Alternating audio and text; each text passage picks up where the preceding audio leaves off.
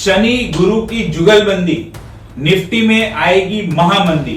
Shani and गुरु ये दोनों planet ऐसे हैं जिसके कुछ पर्टिकुलर कॉम्बिनेशन बनते हैं और उस कॉम्बिनेशन की वजह से निफ्टी में यानी कि शेयर मार्केट में बहुत बड़ी मंदी आती है और आ सकती है और ऐसा पास्ट में हुआ है।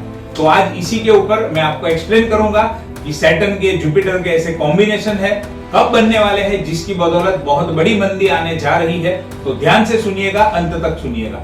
नमस्कार, प्रणाम, जय जिनेंद्र। मैं Shreshth Shah, gold medallist, astrologer, vastu consultant, numerologist. ये वीडियो का पर्पस सिर्फ और सिर्फ आपके साथ में एस्ट्रोलॉजिकली इंफॉर्मेशन शेयर करना है। ये वीडियो में कही गई किसी भी बात को किसी भी प्रकार से बाइंग का, सेलिंग का या इन्वेस्टमेंट का सूचन, सलाह या डिसीजन ना समझा जाए। ये वीडियो में कही गई किसी भी बात से अगर आप इन्वेस्टमेंट करते हैं और यदि आपका उसमें कोई नुकसान होता है तो उसके लिए मैं या मेरी चैनल जिम्मेदार नहीं है। मैं SEBI registered authorised financial planner नहीं हूँ, ना ही मैं फाइनेंशियल कंसल्टेंट हूँ और ना ही मैं एडवाइजर हूँ। मैं एस्ट्रोलॉजर हूँ। मैंने कुछ डेटा स्टडी किया है जिसके अंदर मैंने एस्ट्रोलॉजी को एंड स्टॉक मार्केट को कंबाइन करके, क्लब करके कुछ रिसर्च किया है जिससे हम ये पता लगा सके कि आने वाले समय में क्या मार्केट गिर सकता है तो कब गिर सकता है, जिसकी बदौलत लोगों का कुछ बेनिफिट हो जाए। लेकिन इसका मतलब ये नहीं है कि मैं आपको कोई एडवाइस दे रहा हूँ। आपको जो भी प्लानिंग करना है, जो भी इन्वेस्टमेंट करना है, उसके लिए SEBI registered authorised financial planner या फाइनेंशियल कंसल्टेंट की एडवाइस दे। आपके खुद की कैपेसिटी, आपका रिस्क एपेटाइट, उसको ध्यान में रख के ही किसी भी प्रकार का इन्वेस्टमेंट या निवेश करें। पिछले 100 साल से ज्यादा समय का स्टॉक मार्केट का डेटा मैंने जब स्टडी किया और उसके साथ में एस्ट्रोलॉजी के प्लैनेटरी कॉम्बिनेशन को कंबाइन किया तो 6 दफे ऐसी सिचुएशन मुझे मिली जब 30% से ज्यादा का क्रैश स्टॉक मार्केट में हुआ, जब कोई पर्टिकुलर प्लैनेटरी कॉम्बिनेशन बनी। अब ये जो 6 टाइम हुआ उसमें डाउ जोन्स भी है, सेंसेक्स भी है, निफ्टी भी है। तो वो कौन सा समय था, एक छोटा सा आपको ब्रीफ में बताता हूँ। अगस्त 87 से नवंबर 87, 4 महीने का समय, डाउ जोन्स में 33% का क्रैश। जनवरी 2000 से लेकर अक्टूबर 2002, 34 मंथ्स का समय और डाउ जोन्स में 38% का क्रैश।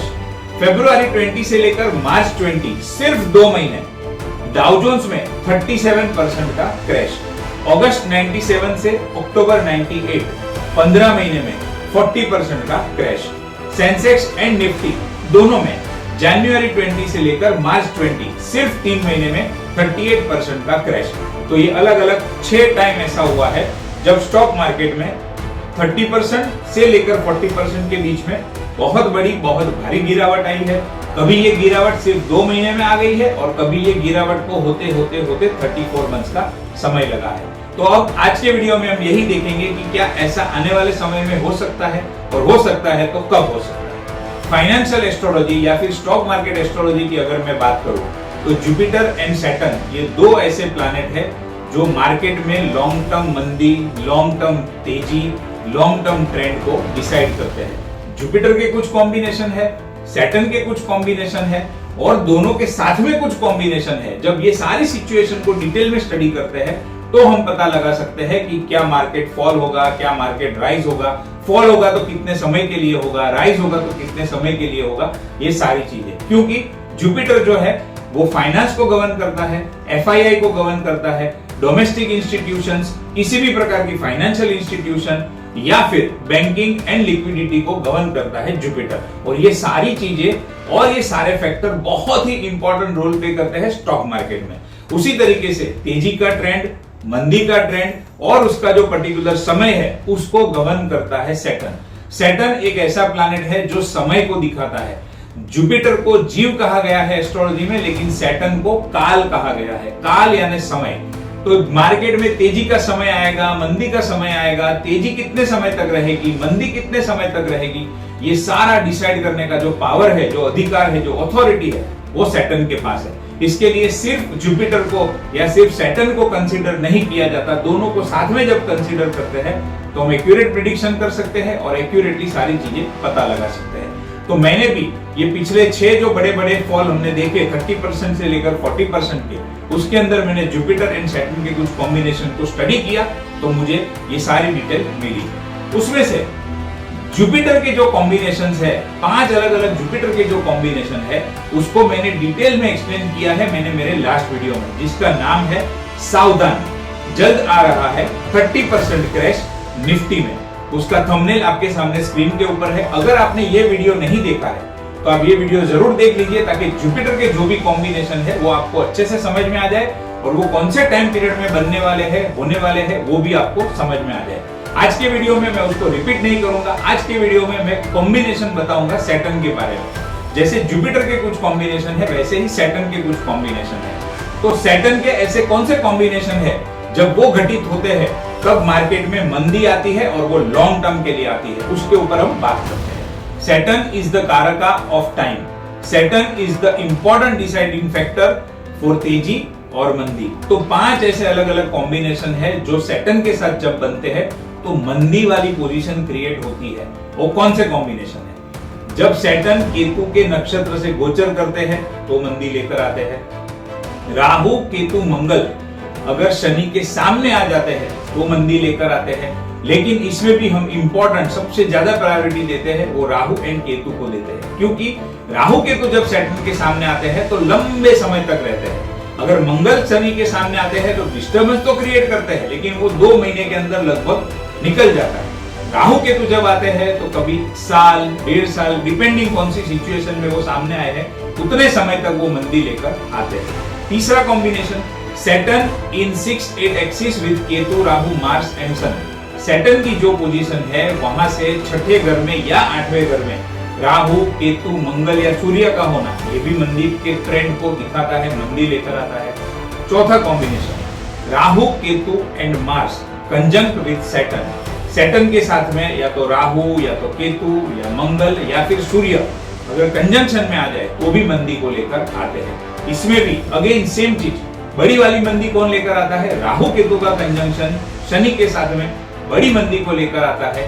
सूर्य एंड मंगल का कंजंक्शन शनि के साथ में थोड़ी छोटी अवधि की मंदी को लेकर आता है। सैटर्न, 5वीं कंडीशन, सैटर्न ट्रांजिटिंग इन एनिमी साइन, यानी कि सैटर्न जब दुश्मन के घर से, दुश्मन की राशियों से गोचर करते हैं तब मार्केट में बड़ी मंदी आती है। सैटर्न को एक राशि में ट्रैवल करने के लिए 2.5 साल का समय लगता है। पूरे 12 के 12 राशि के चक्र को पूरा करने के लिए सैटर्न को 30 साल का समय लगता है। उसके अंदर यानी कि ये 30 साल के अंदर 2.5 साल ऐसे होते हैं जब सैटर्न वृश्चिक राशि में आते हैं, 2.5 साल ऐसे होते हैं जब सैटर्न मेष राशि में आते हैं, और 2.5 साल ऐसे होते हैं जब सैटर्न सिंह राशि में यानी लियो साइन में आते हैं। मेष राशि एंड वृश्चिक राशि के स्वामी है मंगल, सिंह राशि के स्वामी है सूर्य। ये दोनों प्लैनेट शनि के कट्टर शत्रु है। शनि जब जब ये दोनों प्लैनेट की राशियों में से गोचर करते हैं, ट्रैवल करते हैं, तब तब शनि को बहुत बड़ी दिक्कत होती है। वृश्चिक राशि में शनि सिर्फ एनिमी साइन में है ऐसा कहा जाता है, यानी कि शत्रु की राशि में है। लेकिन जब वो मेष राशि से गोचर करते हैं तो शनि नीच के हो जाते हैं। यानी एक होता है सिर्फ दुश्मन के घर में जाना, और दूसरा होता है दुश्मन के घर में जाकर बुरी तरीके से तबाह हो जाना, बुरे तरीके से टॉर्चर हो जाना, बुरे तरीके से तकलीफ में या पीड़ा में आ जाना। और उसी तरीके से जब सिंह राशि में से शनि गोचर करते हैं तो भी वो शत्रु के, लेकिन कट्टर शत्रु, सूर्य और शनि कट्टर शत्रु है, तो कट्टर शत्रु के घर से गोचर करते हैं। जब ऐसी सिचुएशन होती है तब भी वो लंबा समय मंदी को दिखाता है।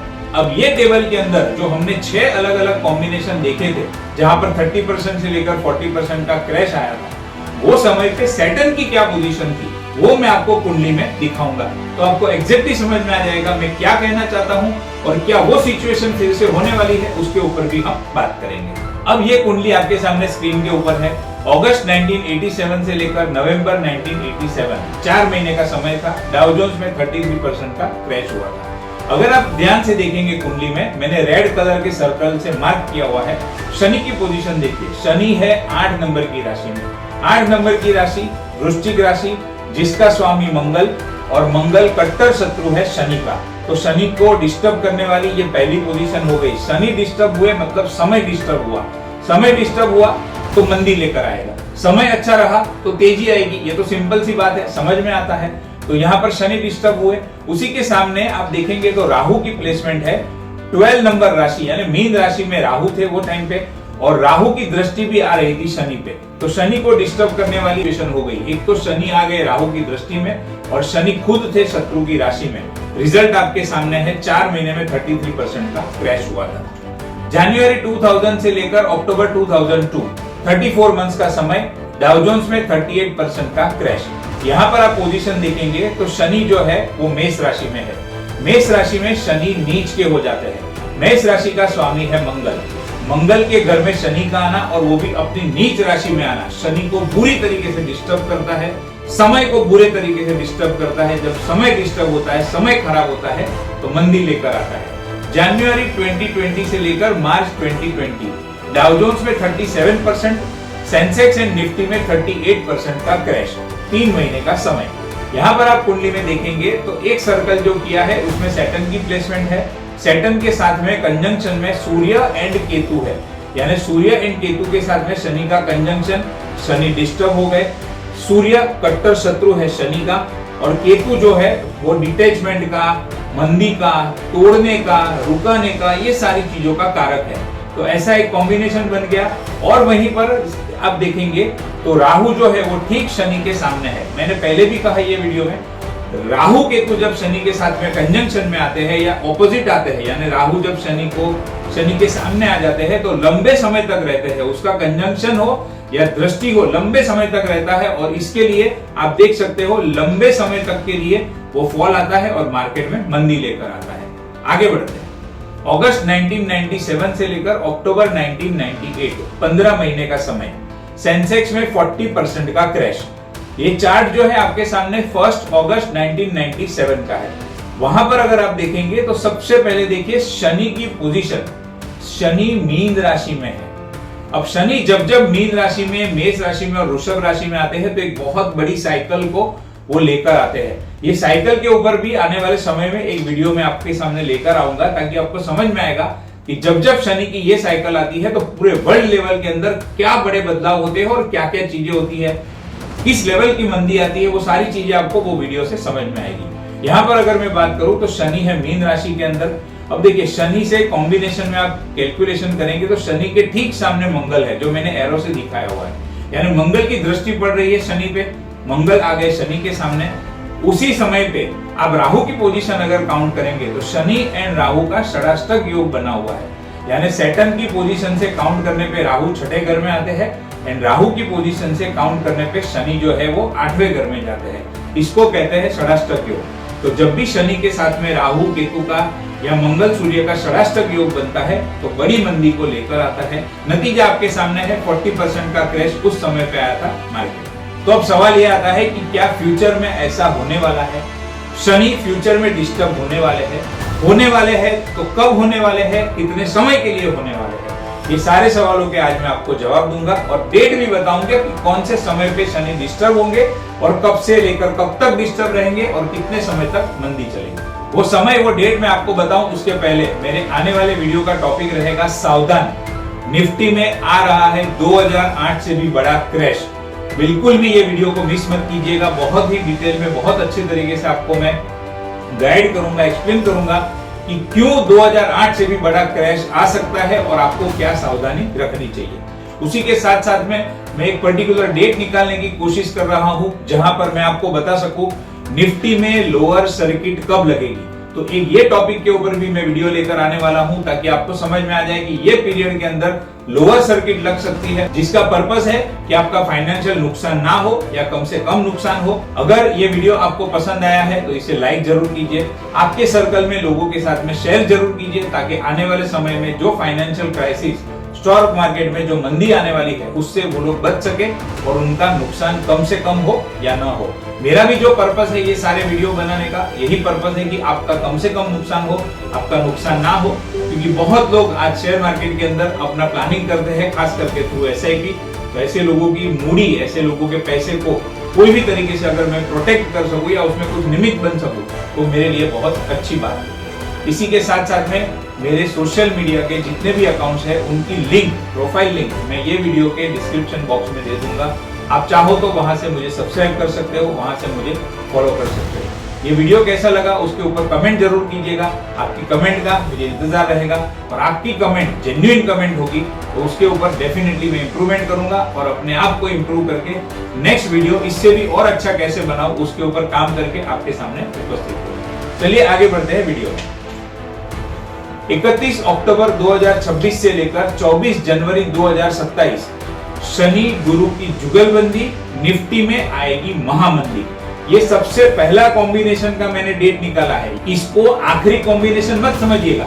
ऐसे 3-3 महीने के 4-4 महीने के तो काफी सारे कॉम्बिनेशन बनने वाले हैं, उसमें से ये पहला कॉम्बिनेशन है। 31 अक्टूबर 2026 से लेकर 24 जनवरी 2027 जुपिटर की पोजीशन ऑलरेडी एक्सप्लेन की है लास्ट वीडियो में, आज एक्सप्लेन करूंगा शनि की पोजीशन। ये चार्ट आपके सामने है, चार्ट की डेट है 31 अक्टूबर 2026। सबसे पहले देखिए शनि की पोजीशन। शनि मीन राशि के अंदर है।